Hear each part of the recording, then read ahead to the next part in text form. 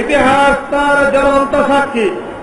এখনো কোন বাতিল শক্তি টিকে থাকতে পারবে না। তারাই ইতিহাসের আস্তাকুড়ে নিক্ষিপ্ত হবে। বিজয় হবে সত্যবাদীদের, এই বিশ্বাস আমাদের আছে। আল্লাহর ইরশাদ, সত্য সমাগত, মিথ্যা অবস্থিত, নিশ্চয় মিথ্যা অবশ্যমান। এই বাণী অচিরেই বাংলার মাটিতে বাস্তবায়িত হবে ইনশাআল্লাহ। আপনারা হিম্মত করে বাতিলকে রুখে দাঁড়ান। বাতিল অপশক্তি আপনাদের পায়ের নিচে মাথা নত করতে বাধ্য হবেই হবে। শয়তান হযরত আদম আলাইহিস সালামকে মিথ্যার প্রতি বিভ্রান্ত করতে চেয়েছিল। হযরত আদম আলাইহিস সালাম শয়তানের বিরুদ্ধে রুখে দাঁড়িয়েছিলেন বলেই শয়তান হয়েছে অভিশপ্ত, লানতপ্রাপ্ত, বিতাড়িত। হযরত নূহ আলাইহিস সালাম সত্যের পক্ষে অবস্থান নিয়েছিলেন বলেই তার জাতি ধ্বংস হয়েছিল।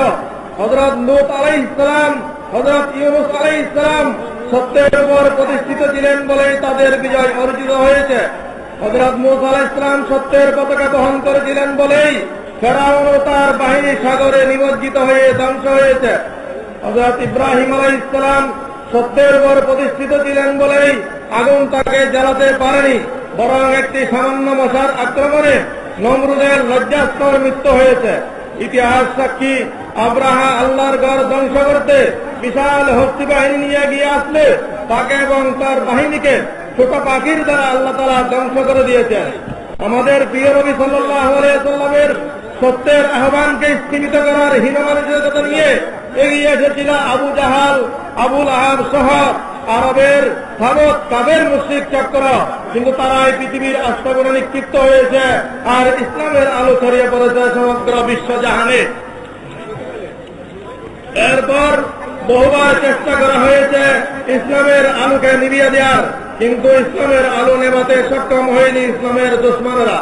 সত্যের পতাকাবাহীরা বাতিল শক্তিকে চুরমার করে দিয়ে তাদের ষড়যন্ত্রের জাতি ছিন্ন ভিন্ন করে দিয়েছেন সব যুগেই।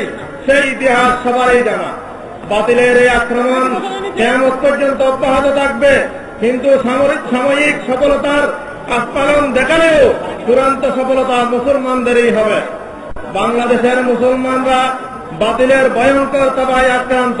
সংবিধান থেকে আল্লাহর উপর পূর্ণ আস্থা বিশ্বাস মুছে দিয়ে ফিরাউন ও নমরুদি শাসন ব্যবস্থা কায়েমের অপচেষ্টা দেশকে খোদাই গজব অনিবার্য করে তুলেছে। আল্লাহকে কটাক্ষ করার মতো দুঃসাহস দেখানো হয়েছে। আমার প্রিয় নবী সাল্লাল্লাহু আলাইহি ওয়াসাল্লাম এবং আমাদের প্রাণপ্রিয় ধর্ম ইসলামের অবমাননা করা হচ্ছে। প্রধানমন্ত্রীকে কটাক্ষ করার কারণে তার শাস্তির ত্বরিত ব্যবস্থা নেওয়া হলেও আল্লাহ তার রাসূলের বিরুদ্ধে কটূক্তিকারীদের শাস্তির আওতায় আনার যথাযথ উদ্যোগ পরিলক্ষিত হচ্ছে না, বরং হাইকোর্টের একজন বিচারপতি এই বিষয়ে সহযোগীদের দৃষ্টি আকর্ষণ করতে গেলে তার বিরুদ্ধে সরকারি নির্দেশে সুপ্রিম জুডিশিয়াল কাউন্সিল গঠন করে হয়রানিমূলক ব্যবস্থা গ্রহণের উদ্যোগ নেওয়া হয়েছে। ব্লগার রাজীবকে শহীদ আখ্যা দেওয়া হয়েছে। সংসদে তার প্রতি সম্মান দেখানো হয়েছে। রাষ্ট্রীয় পৃষ্ঠপোষকতায় শাহবাগের নাস্তিক ব্লগারদের ইসলামের বিরুদ্ধে উস্কে দেওয়া হচ্ছে। তারা ইসলামী রাজনীতি বন্ধের দাবি জানিয়ে স্পিকারকে স্মারকলিপি দেওয়ার দুঃসাহস দেখিয়েছে। ইসলামের নিদর্শনাবলীকে চরমভাবে অবমাননা করা হয়েছে।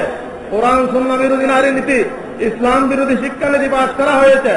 জাতীয় মসজিদ বাইতুল মুকাররম সহ বিভিন্ন মসজিদে নামাজের সময় বিভিন্নভাবে প্রতিবন্ধকতা সৃষ্টি এবং আলেম ইমাম খতিবদের হক কথা বলার কারণে তাদের উপর অত্যাচার নির্যাতন চালানো হচ্ছে।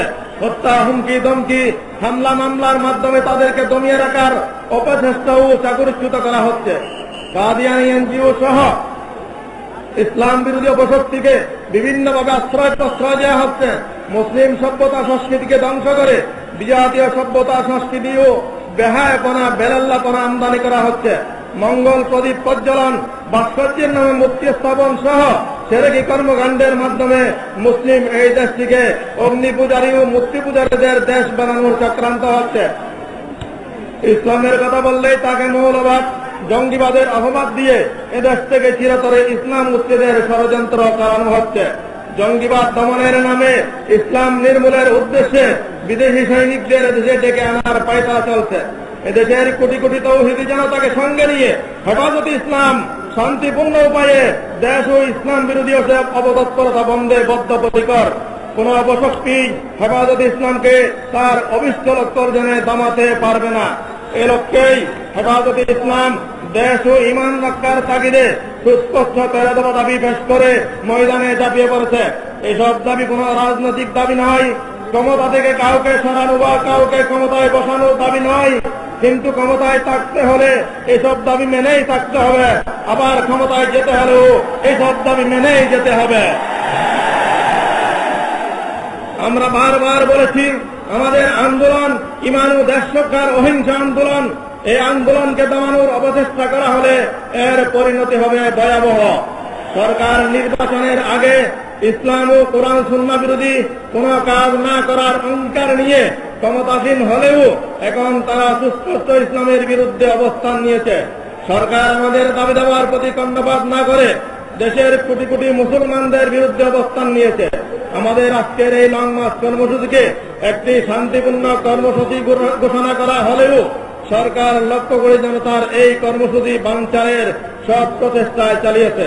সরকারের সহযোগী নাস্তিক মুরতাদদের গাদানি কমিটি, সম্মিলিত সাংস্কৃতিক জোট, পরিকল্পনা মন্ত্রীর নেতৃত্বাধীন সেক্টর কমান্ডার্স ফোরাম এবং শাহবাগী নাস্তিক মুরতাদদের তথাকথিত গণজাগরণ মঞ্চের মাধ্যমে হরতাল অবরোধ আহ্বান করিয়ে আমাদের শান্তিপূর্ণ এই কর্মসূচিকে বাধাগ্রস্ত করা হয়েছে।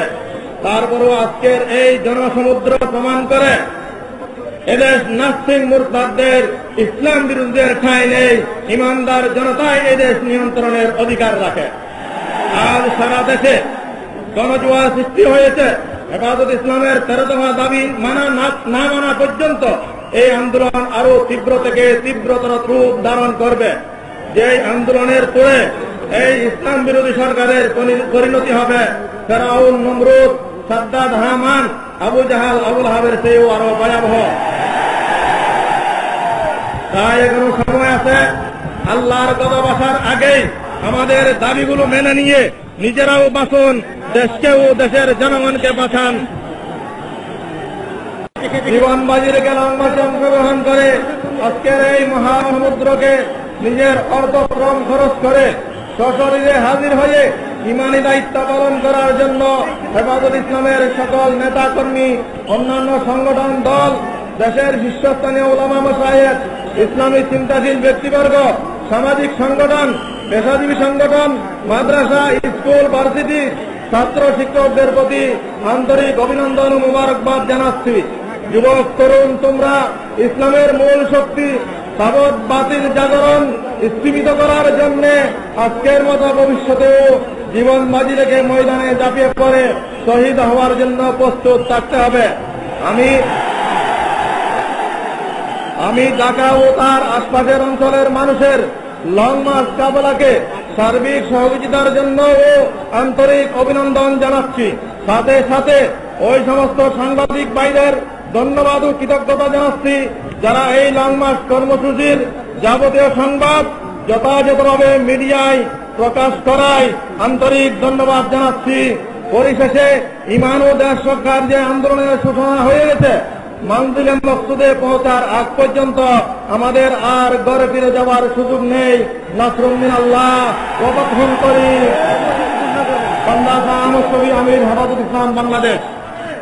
এই সরকার মামলা হামলা করে, এই সরকার প্রমাণ করেছে এই সরকার ইসলামী সরকার নয়, এই সরকার নাস্তিকবাদীদের সরকার। বাংলাদেশের 90 লাখ মুসলমানের দেশে নাস্তিকবাদী সরকার থাকতে পারে না। আমাদের লং মার্চের রাস্তায় গাড়ি ভাঙচুর করেছে, অনেক নেতা কর্মীদেরকে আহত করেছে, অনেক জুলুম করেছে এবং গ্রেফতার করেছে আমাদের নেতা কর্মীদেরকে, লাঞ্ছনা দিয়েছে টুপি দাড়িওয়ালাদেরকে, বেইজ্জত করেছে টুপি দাড়িওয়ালাদেরকে। তার প্রতিবাদে আমাদের আমিরে মোহতরমের নির্দেশে এপ্রিলের 8 তারিখ সোমবার সকাল থেকে সন্ধ্যা পর্যন্ত আপনার 6টা থেকে 6টা পর্যন্ত হুজুর হরতাল হবে ইনশাআল্লাহ।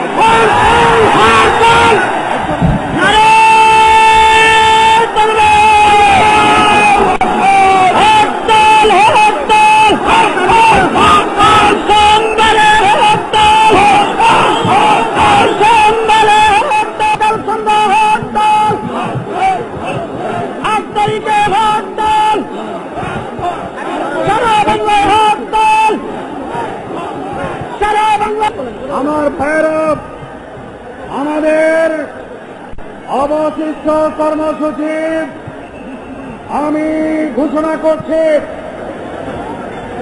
আপনারা জানেন এই আওয়ামী লীগ সরকার ইসলামের দুশমন, মুসলমানের দুশমন সরকার।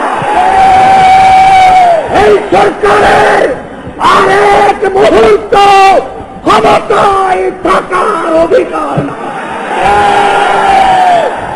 আমরা যদি আওয়ামী লীগ নিজেদেরকে মুসলমান দাবি করে, তাহলে নাস্তিক মুরতাদদের সাথে বন্ধুত্ব ত্যাগ করতে হবে। আগামী 8 এপ্রিল সোমবার সারা দেশ ব্যাপী সকাল সন্ধ্যা হরতাল। 11 এপ্রিল বৃহস্পতিবার সিলেটে কানের সালাত মহাসমাবেশ। 12 এপ্রিল শুক্রবার ব্রাহ্মণবাড়িয়া, 13 এপ্রিল শনিবার ময়মনসিংহ, 18 এপ্রিল বৃহস্পতিবার বরিশাল, 19 এপ্রিল শুক্রবার ফরিদপুর, 20 এপ্রিল শনিবার খুলনা, 26 এপ্রিল শুক্রবার চট্টগ্রাম, 30 এপ্রিল মঙ্গলবার, 29 এপ্রিল সোমবার রাজশাহী, 30 এপ্রিল মঙ্গলবার বগুড়ায় কানের সালাত মহাসমাবেশ অনুষ্ঠিত হবে।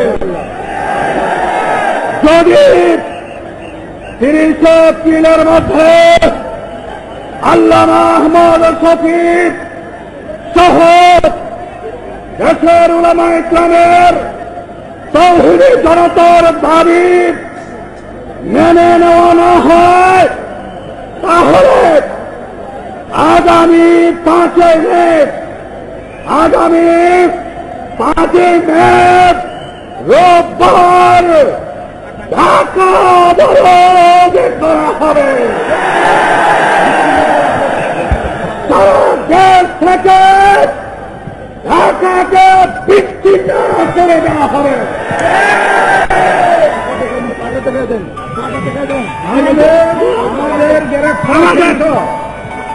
আমাদের গ্রেফতারকৃত ছাত্র শিক্ষক শহীদ জানা থাকে নিঃশর্ত